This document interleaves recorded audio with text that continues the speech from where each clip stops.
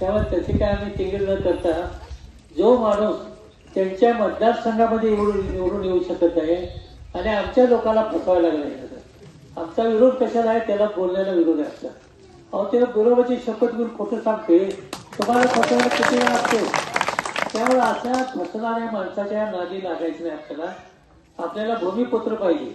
आता भूमिपुत्र म्हणजे तो विक्रम सावंत भूमिपुत्र आहेच की, पण तो 5 वर्षे विक्रम सावंत काय काम केलंय तुम्हाला माहिती आहे. एक निष्क्रिय आमदार म्हणून विक्रम सावंतची ख्याती आहे आणि एक लवाड आहे सध्या आमदार, 2.5 वर्ष अजून त्याची मुदत आहे. लवाड आमदार म्हणून गोपीचंद पडळकर.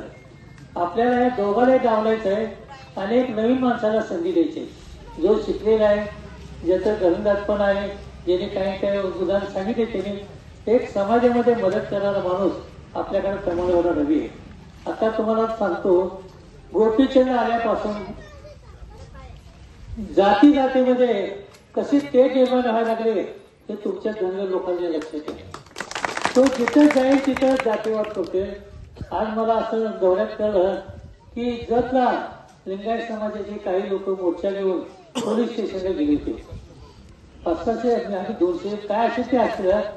म्हणजे मला सांगा, धनगर विरुद्ध लिंगायत, धनगर विरुद्ध मराठा हे कशाला पाहिजे तुम्हाला उद्योग असते.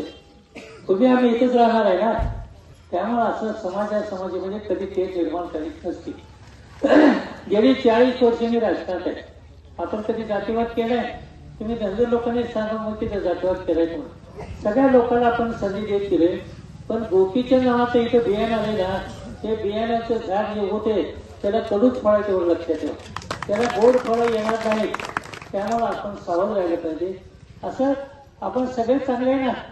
जाती गोपीचंद आल्यावरच माझं शेंडगे बेला पण एवढा जातीवाद झाल्यावर लक्षात ठेवा. शेंडगे मीच स्वतः निवडून द्यायचे, पण असं वातावरण त्यावेळेला सुद्धा झालेलं नव्हतं. त्यावेळेला मात्र काय व्हायला माहिती का, जाती जातीमध्ये संघर्षपणे पेटवायचं काम हे गोपीचंद पडळकर करणार. त्यामुळे ह्याला आमचा विरोध आहे. समजा देवेंद्र फडणवीसला धनगर समाजाला द्यायचं असेल तर आमच्या तालुक्यामध्ये 70,000 धनगर आहे. लक्षात ठेवा, 70,000 धनगरमध्ये एक गेला उमेदवार नाही का तुमच्या समाजामध्ये. द्यायचं असेल तर द्या ना, पण आमचा काही त्याला विरोध आहे. परंतु इथल्या माणसाला द्या हे आमचा आग्रह आहे. तसं आपण गोपीचंद याला देवेंद्र फडणवीसला सांगितलं होतं, पण तो गोपीचंद बद्दल लय आग्रह आहे आमच्या देवेंद्र फडणवीसचा. माझा गोपीचंद बोलते, आता तुझा गोपीचंद घेऊन जाणे नागपूरला तिकडे, आमच्या लोकांनी त्याच्यावर पाहिजे. म्हणजे ही जी कसं आहे सांगण्याची पद्धत आहे ना, ही आपल्याला जातीवाद वाढवणारी पद्धत आहे, लक्षात ठेवा. आणि दुसरीकडे विक्रम सावंत आहे, त्याची कारकिर्दीने आता सांगितलेलं आहे 5 वर्षे ज्याची वाया गेली तो विक्रम सावंत आहे. 5 वर्ष म्हणजे गावावर जाणं, हे करणं, काय काम केलं गावच्यानं. माझ्या माहितीप्रमाणे 5 वर्षामध्ये त्याने कुठलेही काम, भरीव असं काम एकही त्याने केलं नाही. त्यामुळं हे काम करणारा निष्क्रिय आमदार आहे. दुसरीकडे विरोधाची शपथ घेऊन लोकांना फसवणारा माणूस आहे. त्या दोघांपासून आपण लांब राहायला पाहिजे. आणि आपल्याला भूमिपुत्र म्हणून समजवडा रवी पाटील यांचं चिन्ह टेबल, त्या टेबलच्या चिन्हावर तुम्ही पुरीचा शिक्का मारून एक आशीर्वाद द्यायचा आहे. आणि महाराष्ट्रामध्ये जर ती जनता ही शुद्ध जनता आहे, जातीवादावर निवडणूक करत नाही, हा संदेश महाराष्ट्रापर्यंत पोहोचला पाहिजे. आणि ते पोहोचवण्याचं काम आपली जी जनता शुद्ध आहे निश्चितपणे करेल असा मला विश्वास आहे.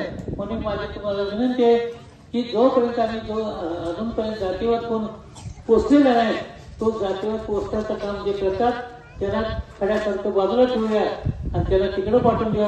खानापूर आठवड्यामध्ये एवढं काम करते, विकास आहे ना, त्याच्या मतदारसंघात का उभारते होती. आपला मतदारसंघ उभारणार पाहिजे ना. आपल्या मतदारसंघात त्यांची लायकी त्यांना माहिती असते. म्हणून असं फसवायला नवीन मतदारसंघ वेगायचा आणि नवीन मतदारसंघात यायचा नाही, लोकांना फसवून द्यायचं, मोठी मोठी आश्वासन द्यायची.